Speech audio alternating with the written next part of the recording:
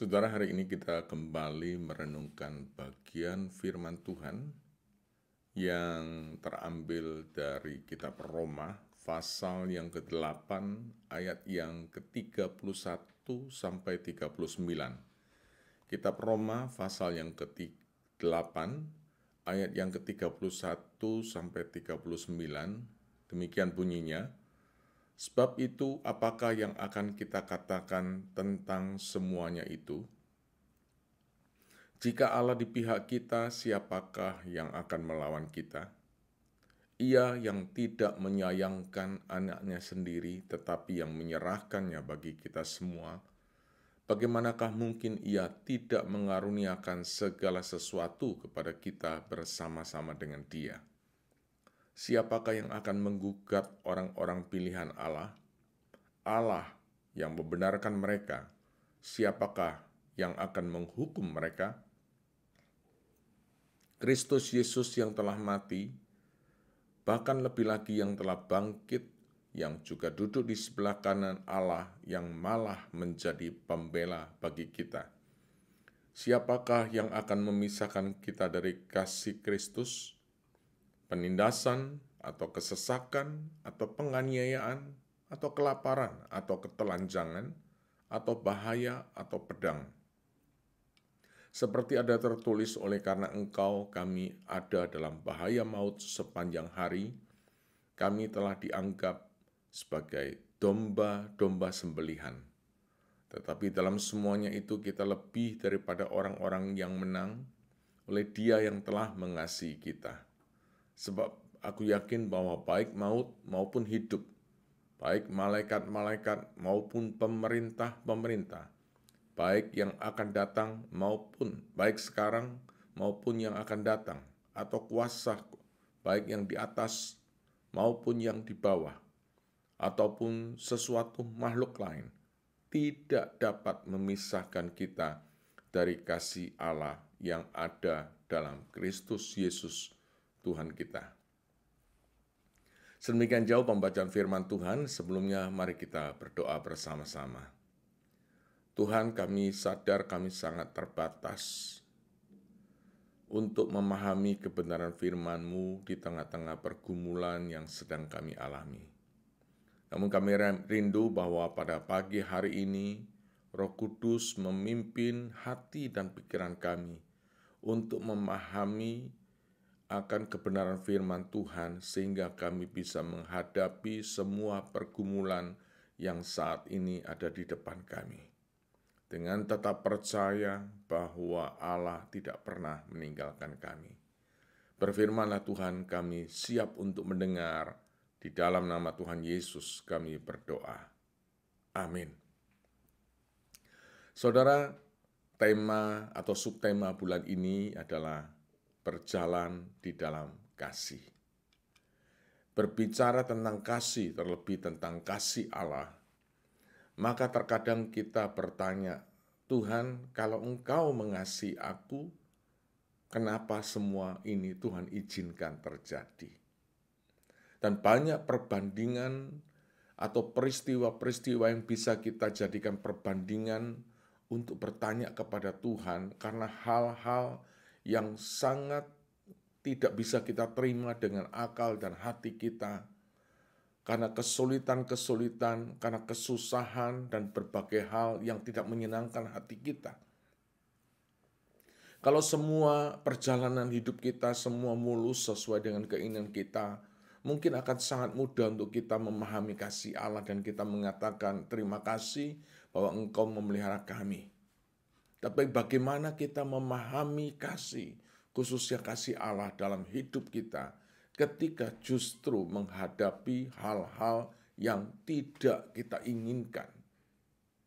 Kita belajar dari surat Roma pasal 8 ini. Saudara, surat Roma ini berisi banyak pengajaran penting tentang iman Kristen yang menegaskan bahwa kita ini dibenarkan, kita ini diselamatkan hanya karena kasih karunia dan iman kepada Tuhan Yesus Kristus.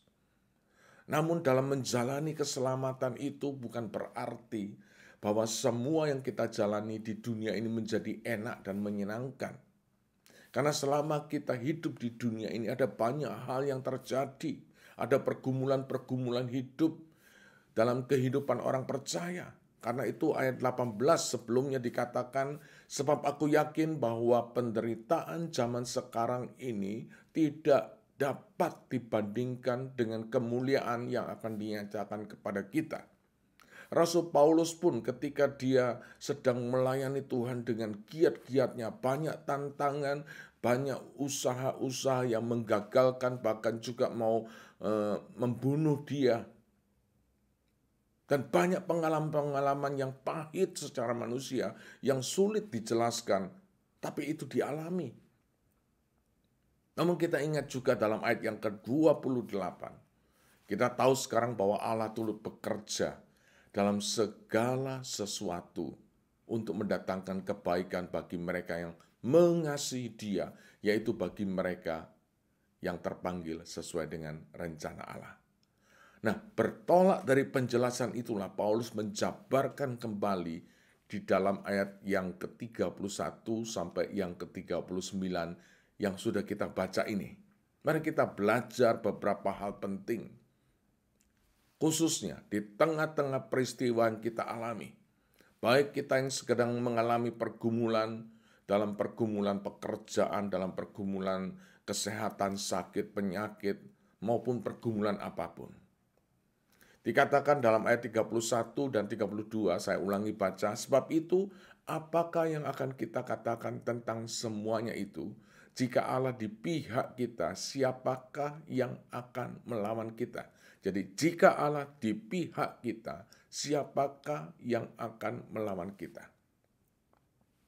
Manusia selalu ingin mencari yang namanya rasa aman, karena memang butuhkan sebuah yang namanya sebuah perlindungan. Sehingga tidak heran orang mencari uang karena mengharapkan bahwa uang itu akan memberikan rasa aman dan perlindungan di masa depan. Dan ada sebagian orang yang menginvestasikan uangnya dengan berbagai saham, bahkan berbagai asuransi untuk menciptakan rasa aman ke depan. Saya ingat ketika seorang teman mengatakan kepada saya, dia katakan, saya sudah membelikan segala sesuatu termasuk anak-anak saya asuransi, namun saya masih tetap merasa tidak tenang. Ada rasa tidak nyaman, walaupun sudah berusaha. Rasa aman, merasa dilindungi itu dibutuhkan.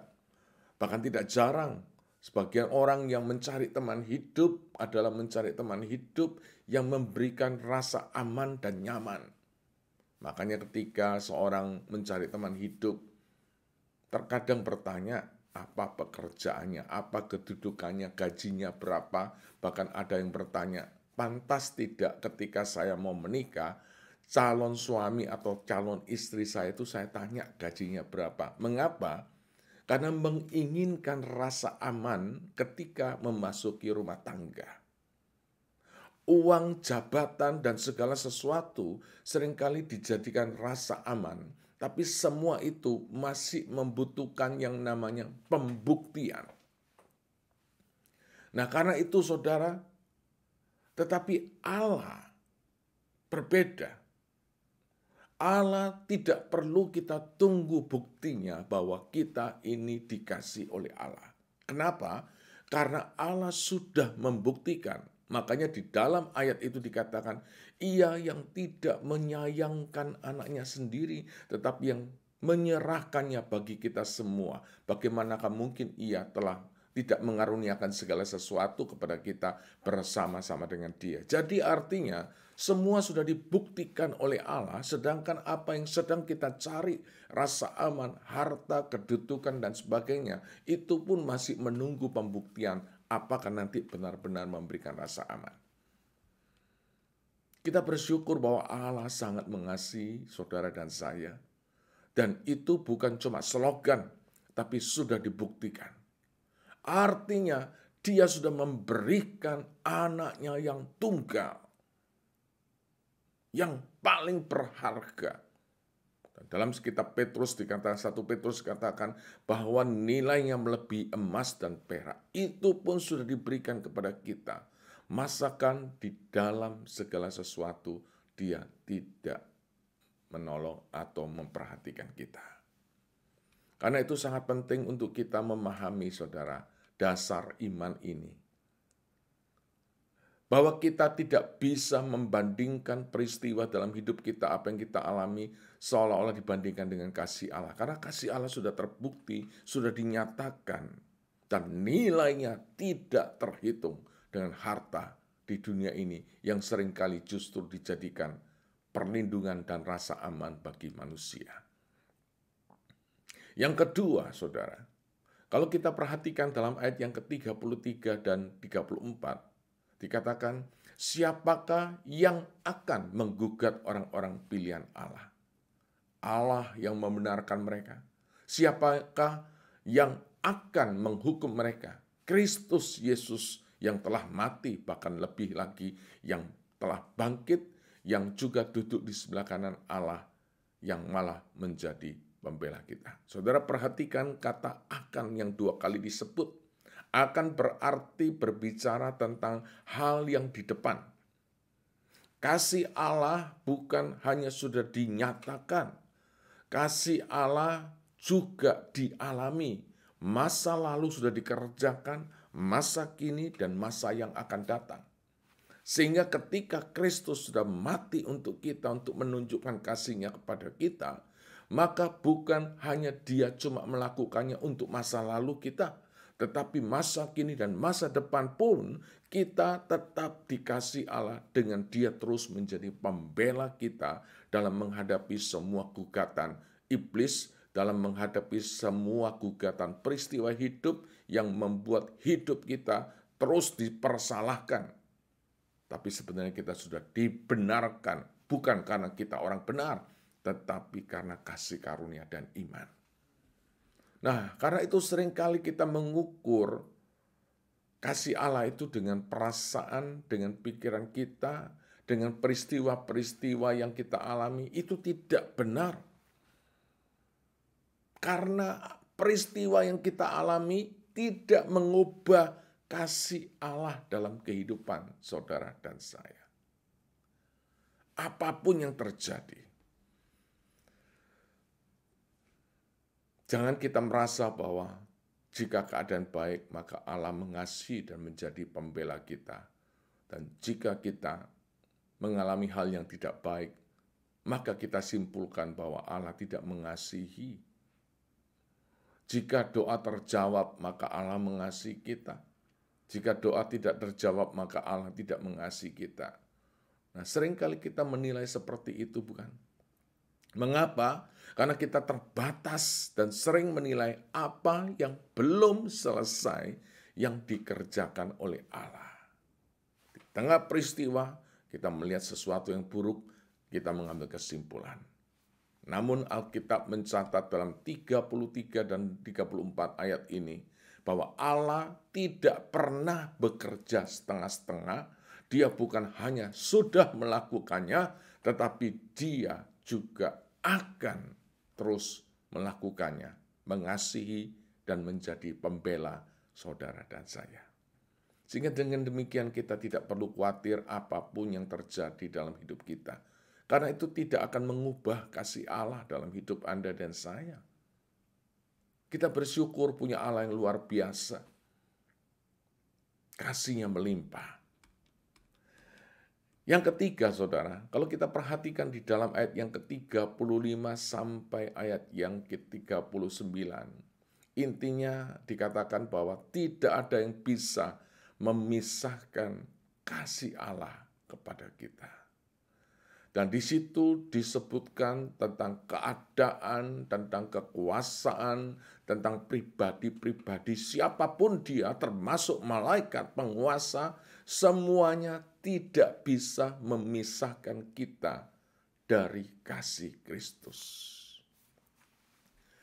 Sekali lagi, kalau kita mengalami keadaan yang sulit dan tidak menyenangkan, termasuk kesulitan ekonomi, sakit, penyakit, penganiayaan, dan sebagainya, semua itu tidak bisa mewakili seolah-olah Allah tidak mengasihi kita. Tidak.